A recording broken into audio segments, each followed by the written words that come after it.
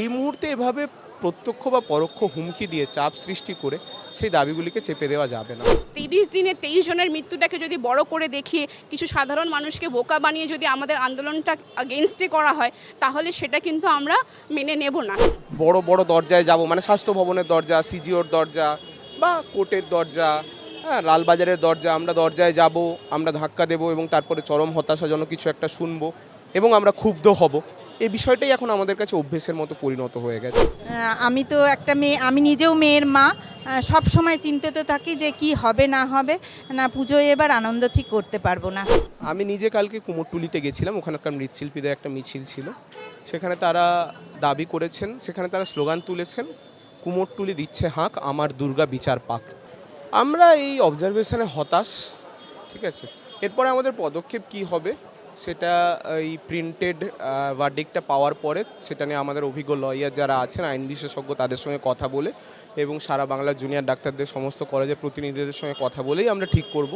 কিন্তু এক শব্দে বলতে গেলে আমরা এই ভার্ডিক্ট নিয়ে ভীষণ হতাশ।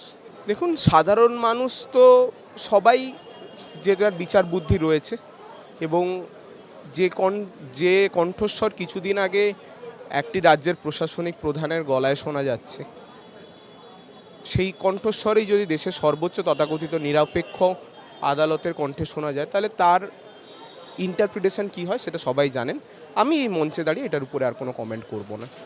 ফলস মানে আপনারা ওই 26 জন মারা গিয়েছেন, 6000 জন, হ্যাঁ, মানে আমি নিজে তো, আমরা প্রত্যেকে বায়োস্ট্যাটিস্টিক্স আমাদের পড়তে হয় এমবিবিএসে। আমি নিজে বায়োস্ট্যাটিস্টিক্সের একজন বুনিয়াদি প্রাথমিক ছাত্র হিসেবে আমি বুঝতে পারছি না যে মানে এই যে তথ্যগুলো, এই তথ্যগুলো উনি কীভাবে পেলেন। প্রত্যেকটি মৃত্যু আমাদের কাছে দুর্ভাগ্যের, কিন্তু তা সত্ত্বেও রাজ্যের সরকারি মেডিকেল কলেজগুলোতে সিনিয়র চিকিৎসকদের অপ্রতুলতা, পরিকাঠামোর অপ্রতুলতা, এইসব বিভিন্ন নানান কারণে স্বাস্থ্যকর্মীদের সংখ্যায় কম থাকা, প্রচুর মানুষকে মারা যেতে হয় আমরা সর্বোচ্চ চেষ্টা করার পরেও। ফলে আমি তো এটা বিশ্বাস করি না যে গত এক মাসে সমস্ত মেডিকেল কলেজে মাত্র 23 জন মারা গেছেন। এই সংখ্যাটা নিশ্চয়ই তার থেকে আরেকটু বেশি। তো সেই সংখ্যাটার মধ্যে থেকে এই 23 জনই যে জুনিয়র ডাক্তারদের কর্মবিরতিতে মারা গেলেন, তারা ঠিক সেই তথ্যে পৌঁছলেন কি করে, সেই ডিরাইভেশনটা তারা কি করে করলেন, আমি বায়োস্ট্যাটিস্টিক্সের একজন বুনিয়াদি ছাত্র হিসেবে সেটা বুঝতে চাইব। কিন্তু এটুকুই আমি বলবো যে মানুষ যখন রাস্তায় নেমে আসেন, তারা কিন্তু এই বিশ্বাস নিয়েই রাস্তায় নেমে আসেন শান্তিপূর্ণভাবে যে তাদের যে ক্ষোভ, সেটা দেশের সর্বোচ্চ স্তরে যারা বসে রয়েছেন তাদের কাছে কোনো একটা মূল্য রয়েছে সেই ক্ষোভের, এবং সেই ক্ষোভের স্বর তাদের কাছে পৌঁছলে তারা সুবিচার দেবেন, তারা সুবিচার করবেন। এটা চরম অসংবেদনশীল এবং অমানবিক একটা কথা। মানে গণতন্ত্রে তো আমাদের শাসকের সঙ্গে আমাদের মিনিমাম মানসিক যোগ থাকবে, সেটাই আমরা এক্সপেক্ট করি।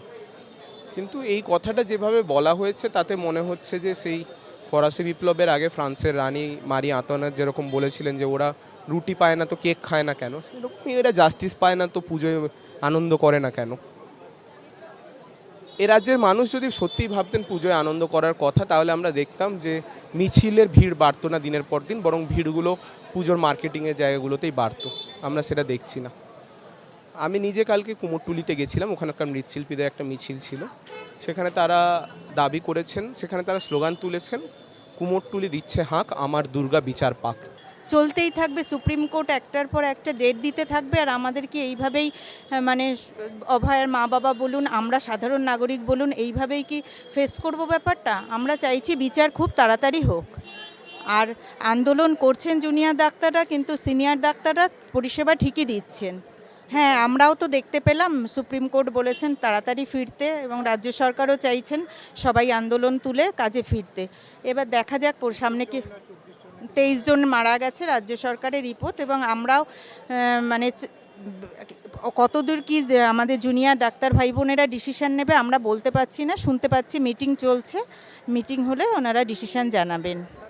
না, এখানে সমর্থন বলতে ঠিক কি বলবো বুঝতে পারছি না। হ্যাঁ, কিছু নাগরিকের আমাদের মানে যারা পরিষেবা নিতে আসছে, সব দিকে বলা হচ্ছে যে পরিষেবা পাচ্ছে না, কিন্তু একদম পরিষেবা বন্ধ নেই। সিনিয়র ডাক্তাররা দিচ্ছে, বা আরজি করে হয়তো জুনিয়র ডাক্তাররা করছে, অনেক জায়গায় করছে, কিন্তু পরিষেবা চালু আছে।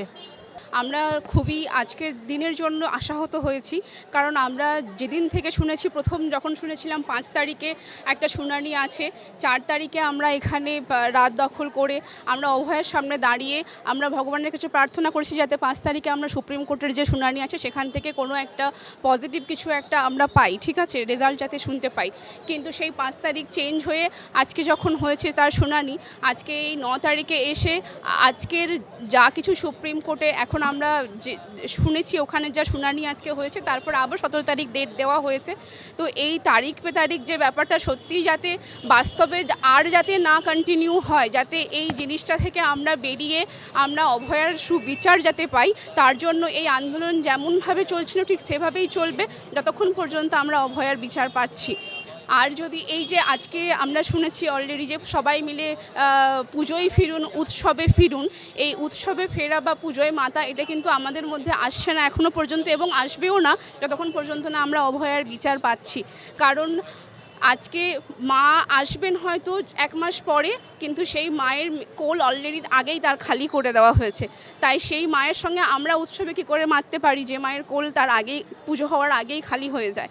সেক্ষেত্রে আমরা এখনও পর্যন্ত আশাহত হলেও কোথাও না কোথাও এইটুকু আশা রাখছি যে সুপ্রিম কোর্ট যেহেতু সারা ভারতবর্ষের সমস্ত রকমের সমস্যার জায়গাটা দেখেন, তাই আজকের দিনে দাঁড়িয়ে নিশ্চয়ই আমরা অপেক্ষা করছি যাতে করে কোনো একটা সুবিচারের ইঙ্গিত আমরা পাই, ঠিক আছে।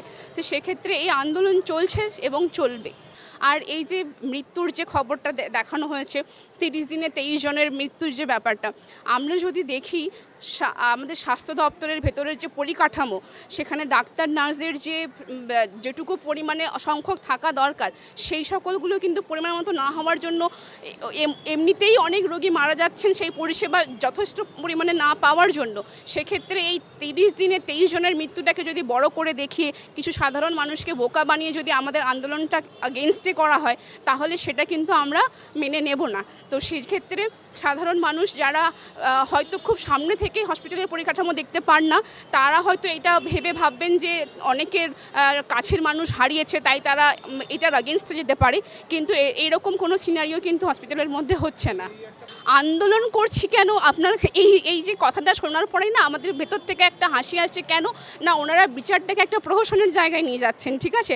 আমরা কোথাও দেশের থেকে শুধু নয়, সারা বিদেশ মানে সারা বিশ্ব জুড়ে আজকে জেনে গেছে আজকে এই ঘটনাটা কি হয়েছে, এবং এই ঘটনার সুবিচার 1 মাস হয়ে যাওয়ার পরেও কেন এখনও দোষীরা ধরা পড়ছে না, কেন এখনও দোষীরা অধরা।